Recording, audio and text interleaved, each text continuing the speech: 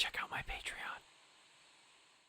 If there's one aspect of the Powerpuff Girls reboot that I've been overlooking for the longest time, it's definitely the web and mobile games. Now, I've known about the existence of these games for several years at this point, and I know I've played a few of them before, but I never really took the opportunity to sit down and give each of them an honest, in-depth look.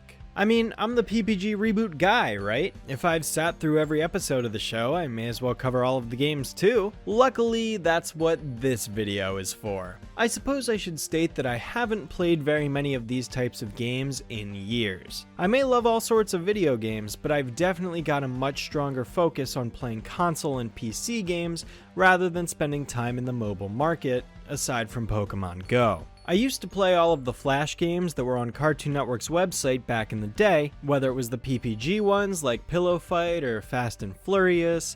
There was also that 3D game where you could fly around as the girls and fight Mojo, but I can barely find any trace of that one anywhere, amongst many others. More games that stuck out to me were the Dexter's Lab one, where you could wear the various types of glasses to see different things, the Trick or Treat game where you could transform into different monsters. And the Cartoon Resort was like my absolute favorite game of them all. So many great games.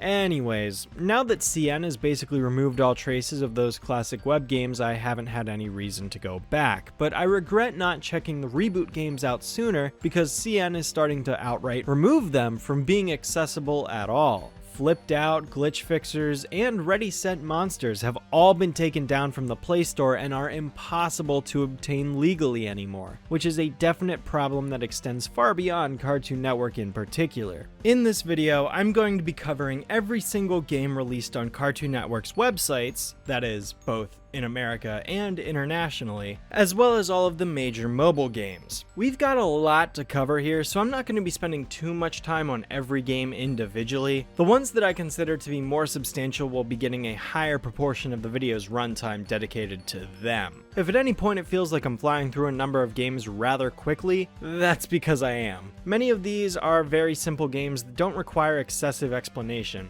Surprisingly, not all of these games were even available on the US site either. In fact, most were actually featured as games in the UK or Asia. So if some of you end up seeing games you've never heard of before despite having been on the CN website plenty of times, well, that would be why. Also, it should be noted that Glitch Fixers was released as both a web game and a mobile app, the latter of which is the version I'm looking at for this video. As such, I'm not going to be covering it in this first section with the rest of the web games. That said, let's jump right into the web games with the first released on Cartoon Network's website, which also happened to coincide with the premiere of the reboot in 2016.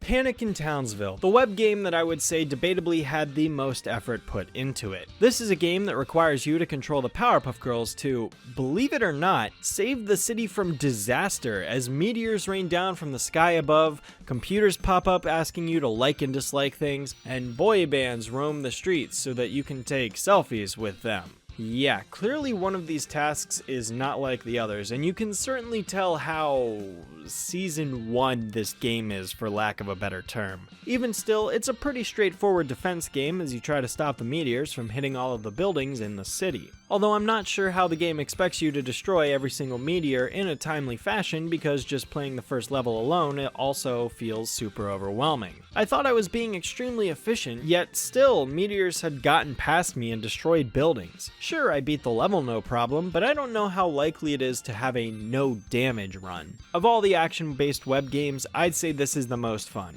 easily. Next, I'm going to talk about some simpler one-and-done games before going back to the more interesting ones. There's Morning Mix-Up, a simple Simon Says game where you just tap whatever morning-themed items flash on the wall in order to get whatever character to appear ready for the day. I think the only thing worth noting with this one is that most of the characters are original villains, which is shocking, and whenever you mess up, the characters can be wearing some pretty amusing outfits. It references Mojo's dress from the Stayover and even him's workout clothing from telephonies in the original, so that's pretty neat. Let's see, there's also Mech Mayhem, in which Princess sticks these robot versions of herself at the Powerpuff Girls while it is your job to click on them to have the girls fight back. For whatever reason, if you attack too early, you end up getting punished, but it's not easy to figure out where the line is drawn for whether or not you hit them too early, but that's just a minor gripe on my part. There are two versions of what is essentially the same game, Mojo Mayhem and Trailblazer. Both are somewhat of a Flappy Bird knockoff, except instead of tapping the screen to get past obstacles, you just change the PPG's orientation from being grouped together in the center to spread out at the top and bottom to avoid getting hit. The primary difference between the two is that Mojo Mayhem features an end where you can fight back at Mojo to defeat him, breaking the game up into multiple levels. But if I'm being completely honest, this version is utter garbage because it controls like crap and lacks the same level of graphical fidelity that Trailblazer has. I much prefer the latter option because even though it's an endless flyer game, it's much easier to control the characters shifting between altitudes and incentivizes going for a higher score. I think Mojo Mayhem was released as a mobile app at some point, but I can't find any source that confirms this other than hearsay.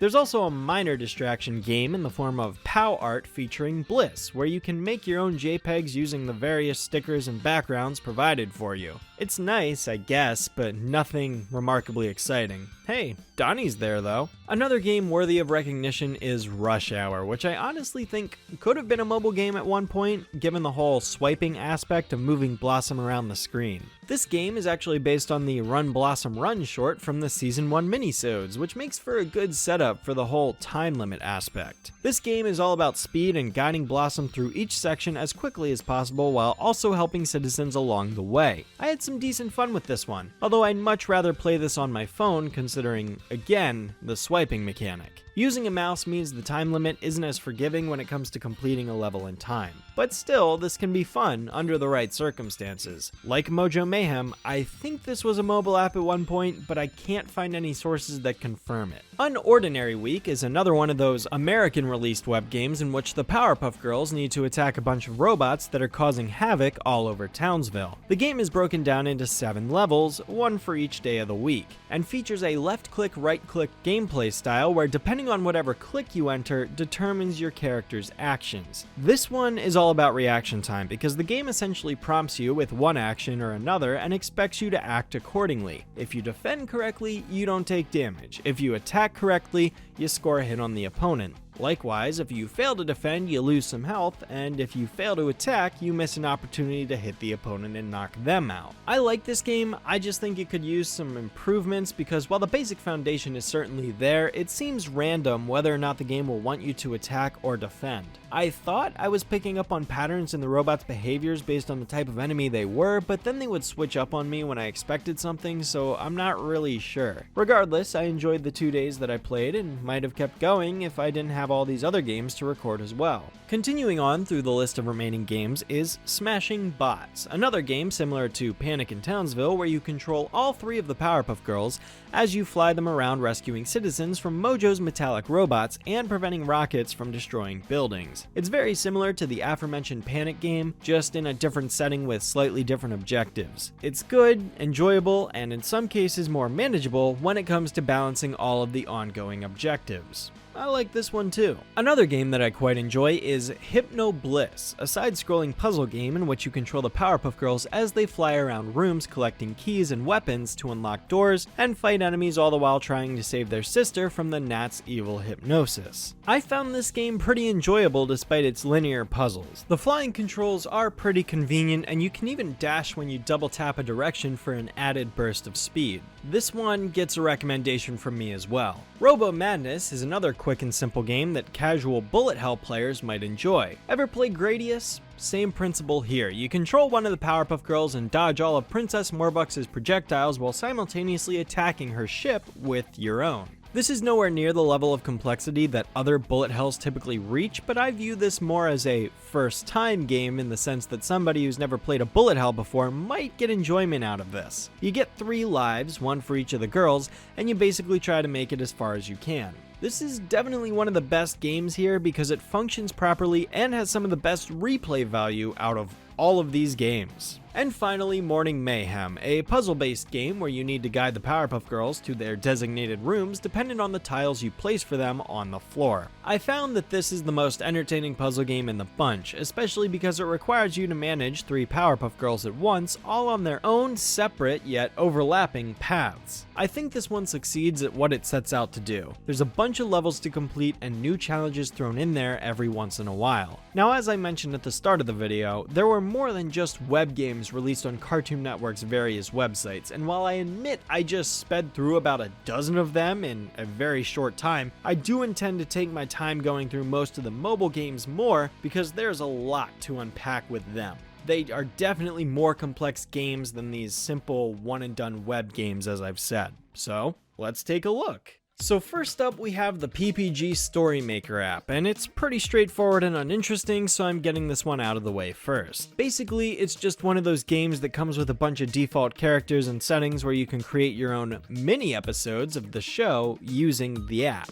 I didn't even bother to download this one and try it out myself because it comes across as being exactly what it looks like, and I doubt I'd get anything more out of this, but I did at least want to document its existence in this video. I'm sure this was a fun side distraction for kids, but this does nothing for me. As long as it functions, I guess I can say it serves its purpose at least, but that's all I've got. There was also a PPG sticker pack app released only on iOS that basically lets you customize your phone with PPG emojis and whatnot. Again, it's self-explanatory because this is all the app does. It's not a legitimate game by any stretch of the imagination, so I just wanted to document it and get it out of the way first. Anyone that isn't an iOS user completely misses out on this, but it's not a huge loss, so I figured I'd just give these two apps a quick mention before getting into the big one, which just so happens to be Flipped Out, coming in at a measly $3 on all app stores. Of course, as I had mentioned, this game is now completely inaccessible, so don't plan on paying Cartoon Network any money for this because they won't let you. If you do end up wanting to try this game out, you're going to have to acquire it via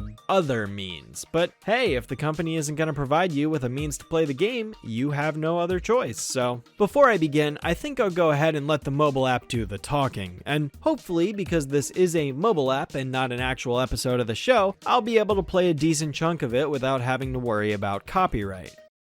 The city of Townsville. Here he is, our new little sea buddy. He arrived just this morning in the mail. He's so cute. He sure is, Bubbles. Now remember, girls, having a pet is a big responsibility. Well, I'm off to do some sciencing. Oh, but before I go, don't forget one very important and very dramatic thing. Don't overfeed him. Have fun.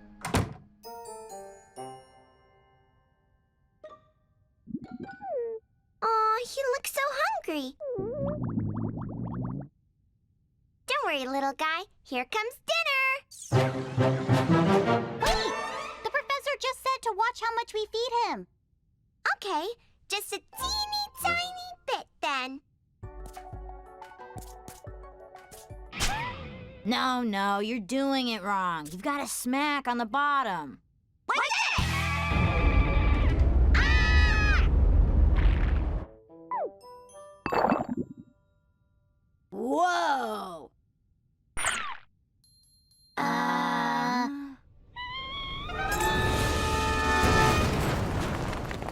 Whoops. Oh no! What a soggy predicament this is! It looks like, once again, the city of Townsville needs the Powerpuff Girls!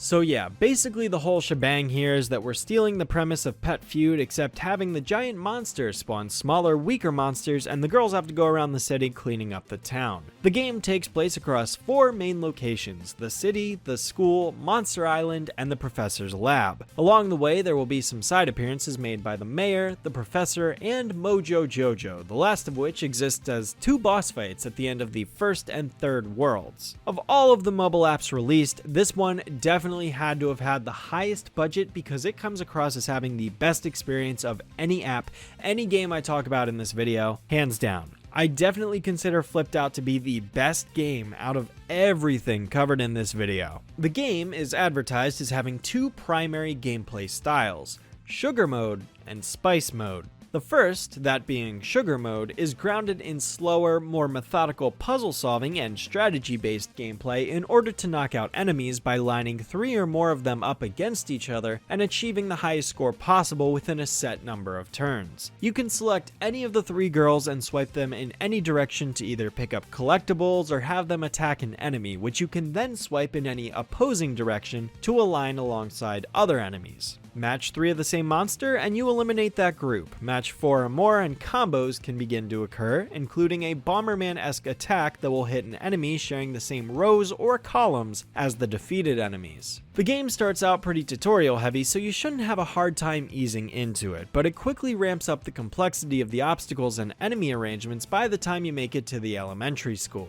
I had quite a fun time playing in Sugar Mode, trying to find the best way to line up enemies so you can score a massive bonus and hopefully achieve a higher rank. That's another aspect of this game, the ranking system. This is similar to most mobile games where the higher your score, the higher your rank, and you acquire pickle chips based on said rank, which contribute to your pickle meter. Fill the pickle meter up all the way and you net yourself a nifty little power up. Some of these power-ups are basic character enhancements such as increased power or defense, but occasionally you'll net a special signature move for one of the characters. Each of the girls can get a power-up for Sugar Mode and another one for Spice Mode, and they can be pretty useful for taking out large hordes of enemies given the right setup.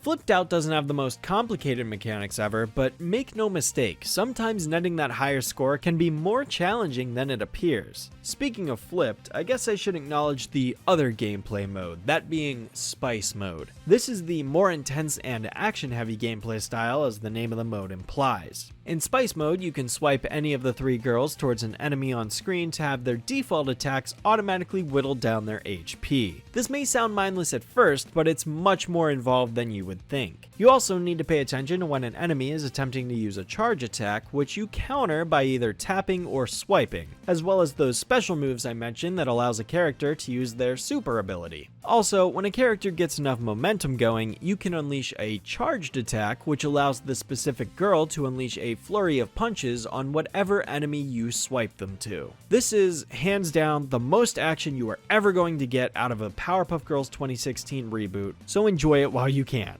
Spice Mode was my preferred style of gameplay, but that's because I'm more invested in action games than puzzle games. The nice thing about the app is you can basically choose whichever mode you want to play in at any point in any given level. You are never required to stick to one game mode after the tutorials, except for the Mojo boss fights. The most you'll need to do is just flip modes to flip a specific enemy on its back so that it can be damaged, but then you can flip right back and the enemy will stay. I'm sure you've noticed, based on the aspect ratio of the video changing, but the orientation of your phone determines which mode you are currently playing in. All you have to do is flip your phone vertically to access Sugar Mode or horizontally for Spice Mode, and the game accommodates instantly. The translation and placement of enemies works surprisingly well when swapping from one game mode to the other. This is a really cool mechanic that I hadn't seen done with any other mobile games before, and I'm sure they exist, don't get me wrong, but this is coming from somebody who barely spends any time in this realm of the gaming market, period. The boss fights are some of the most enticing aspects of the game, and the way Mojo pretends to hack your phone gives it that extra charm to this character that I've sorely missed from watching the show.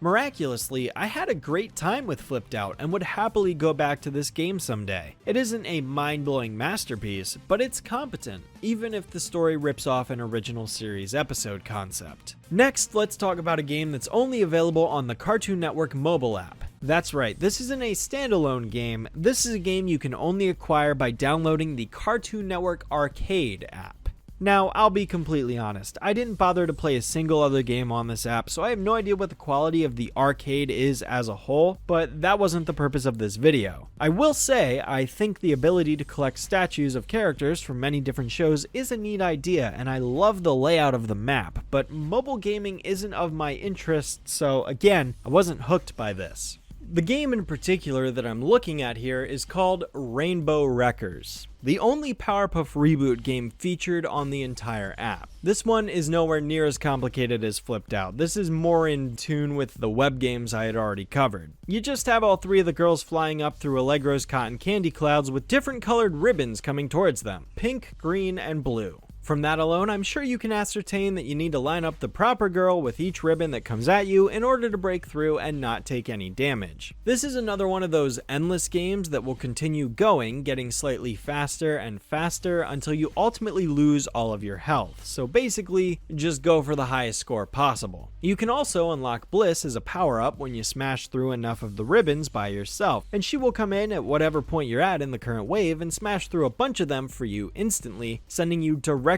to the next wave, no questions asked. It's a pretty convenient and nice way to increase your score, so definitely take advantage of her whenever possible. The only gripe I have with this is that you can't choose which girl you're switching to because they swap out in a set clockwise rotation of Blossom, Buttercup, Bubbles. So if you need to switch over two characters, you might get screwed over on later waves like I did. I wish the game had more of a Sonic Heroes switching mechanic where you can either swap right or left depending on the button, or in this case, the side of the screen that you press. I would say another criticism is that the challenges aren't really all that difficult, but at the same time I get this is meant for all ages and needs to accommodate for all sorts of players with different skill levels, not just epic gamers such as myself. I single-handedly obtained 4 out of the 5 achievements in one run. The same singular run that I've had on screen the entire time, and the only run of the game that I needed to play for this video. That's right, I played this game one time and got everything I needed to get out of it. Everything you've seen for this portion of the video is the one and only recording of my entire experience with the game. By no means is that a detriment, it serves its purpose as a mini game, but that's all it is. A mini game amongst a set of other mini games in a collection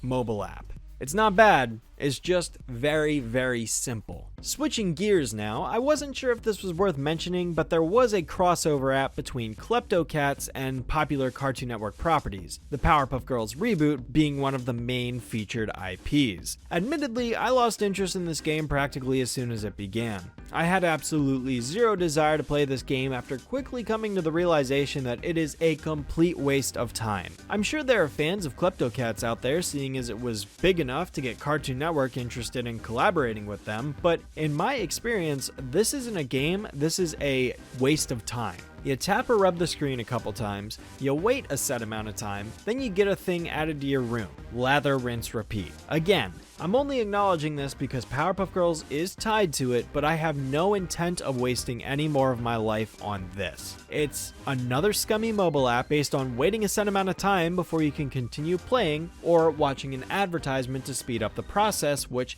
nah, that ain't for me. Now let's move on to the next game that I actually am a fan of.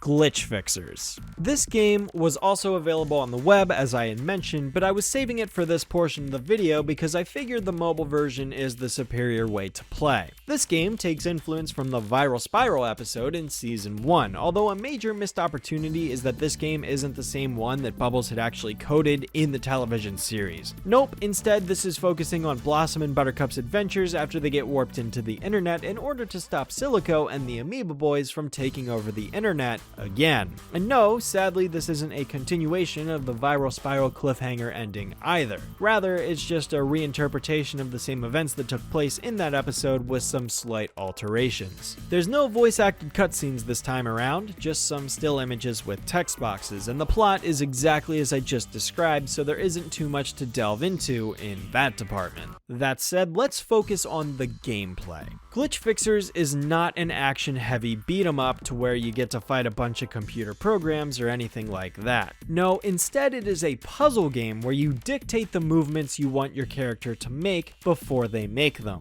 You press the play button and then watch them perform the very actions you just input. This is a much slower paced and methodical game than the former one I had spoken about. Admittedly, it does get you to think if you want to go for all 3 of the stars. You get 1 for just beating the level, you get 1 for achieving a high enough score, and 1 for completing the level within a set number of moves. These stars can be used to unlock bonus levels which have more challenging layouts for you to solve. As with Flipped Out, there are 4 major level aesthetics: the default internet from Viral Spiral, a grid highly influenced by Painbow, complete with party lobsters and numerous copies of Allegro himself. Don't worry, there's no twerking. A grid based upon Escape from Monster Island, featuring monster designs that appeared in that episode, and then of course Silico's Warehouse from Halt and Catch Silico to round things off, complete with his own Peridot-looking holograms. These stages end whenever you manage to eliminate every enemy on screen, all of which come with various enemy types. Your basic grunt you can defeat in one punch, enemies you need to use the special weapon of the level for, and mini-bosses that require 3 hits to take down. Those mini-bosses also require you to be able to dodge their attack, so don't expect to just waltz up to them and let you kill them 3 times in a row. It's not that simple. They do have the same pattern for avoiding their attacks though, so it's pretty easy to pick up on and memorize. At the end of every 10th level, you end up fighting Junior, Slick, Bossman, and Silico in each of those respective environments. It's a shame that the Amoeba Boys don't get to talk, but it's still pretty cool to actually get to see them, considering this was the only time they showed up in the 120 episodes produced for the reboot. Each new area also introduces new concepts into how you move your character. You later get the ability to jump, you can set routines and loops, you can even flip gravity at one point. This is something I appreciate about the game that a lot of mobile apps like this tend to quickly give up on doing. It continues to flesh out its gameplay all the way up until the very end. Every world introduces multiple new mechanics and even new weapons to fight enemies, so you're never just stuck playing over 40 levels with the same basic elements you're given at the very beginning. If it did do that, it would get boring very, very quickly. The boss patterns also change with each world too, so the pattern you use to take down an Allegro will not match the one you use to take down the red Silico hologram. Although, I wish the final battle with Silico's robot was more challenging and switched things up with each hit. If you figure out the correct pattern to beat him like I did here, you can just loop it until you win without even having to try. The most fun you'll get out of this game is trying to figure out the movement patterns you need to enter in order to succeed. Thankfully, it is pretty forgiving if you fail, so even if you die 75% of the way through the level, there's still a chance you can earn a high score and net 3 stars thanks to the checkpoints that the app has in place. I had fun with this game. I wouldn't say it's as surprising as Flipped Out, but it was a neat little distraction for sure. I can certainly see other people losing interest rather quickly because this is lacking the same high-octane intensity that one would probably want from a Powerpuff Girls game, but I think it's fine. I'd still recommend you play the mobile version rather than the web one, if only because the touchscreen just feels more natural, but again, Cartoon Network made it unavailable to download on mobile, so you may not have a choice. Overall though, this one's fine. Not extravagant, but fine. Then there's Monkey Mania, a game that I feel I won't need to spend a lot of time on because you're likely to have already played it before. Well, maybe not Monkey Mania specifically, but games like it. This is a game where you launch your Powerpuff Girl using a slingshot and go for the farthest distance possible. Home run contest in Smash, Burrito Bison, Wacky Zingas, you name it, you've probably played it before. The game starts you off with only the reboot's favorite being playable, but you quickly get access to Blossom after upgrading your launcher. If you want to progress far in this game, you're going to have to put a lot of effort in because this is a time sink.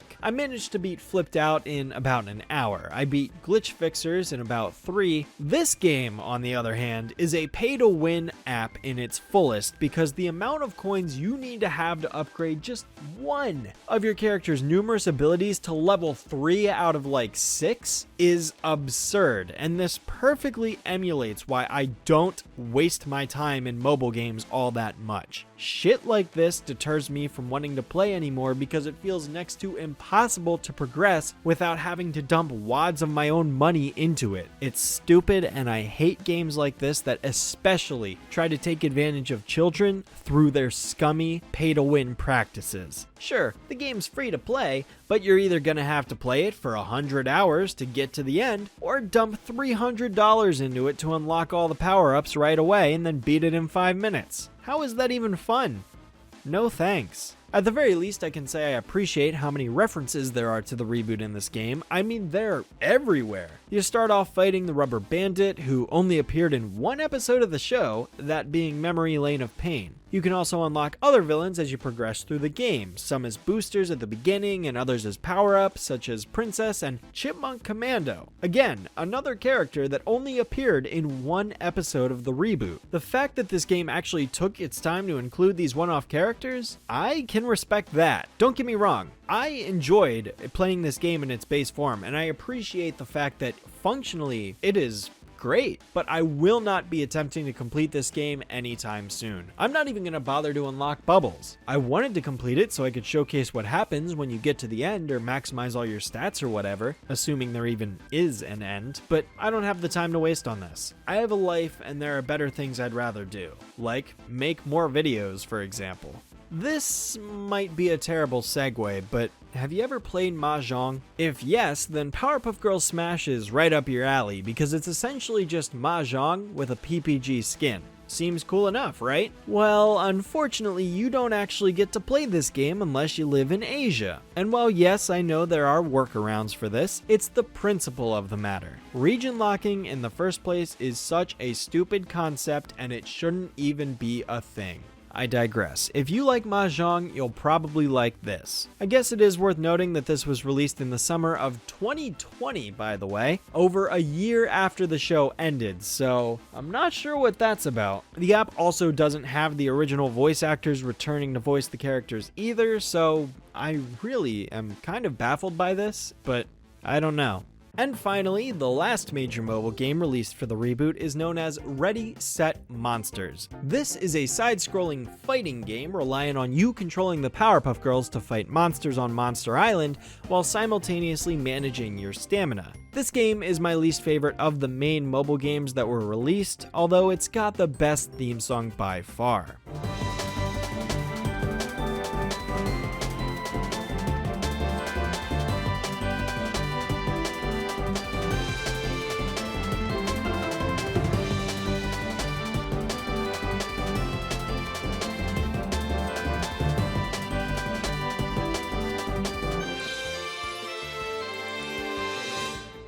Notice how it's a cover of the original Powerpuff Girls theme by Biz. Interesting choice, that one there.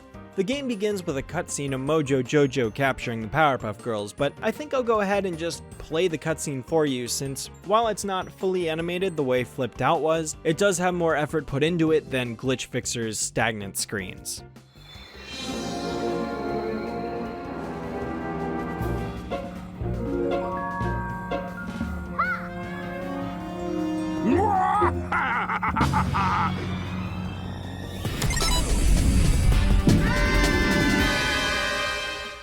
You begin the game by choosing one of the three Powerpuff Girls. In my case, I chose Blossom, and guiding them through the first section of the game where you are taught how the basic combat and exploring works. You tap the right-hand side of the screen in order to deal damage to the opposing monster, and tap or hold the left side of the screen to guard. You can also tap the right side repeatedly to start a combo attack chain, which you can upgrade from 2 hits to 3 by acquiring one of these broken heart pieces. I'm not sure if these were meant to be based on the Heartstones from Small World, but it's entirely possible. You can also purchase a charge attack, which comes with various auras to unlock by using coins, and a counter attack which allows you to deal extra damage back if you ever perfect guard an enemy's attack. I purchased the counter first, although in retrospect I probably should have gone with a third combo hit, to be honest. I picked Blossom as my first character because she is meant to be the more balanced one, and I figured, well, having relatively proportional attack power and speed is probably the best way to go as a first-time player. Buttercup is the slower and more powerful Puff, and Bubbles is the faster but lighter character, and truth be told, after playing as all three of them, I find that Bubbles is the best character in this game,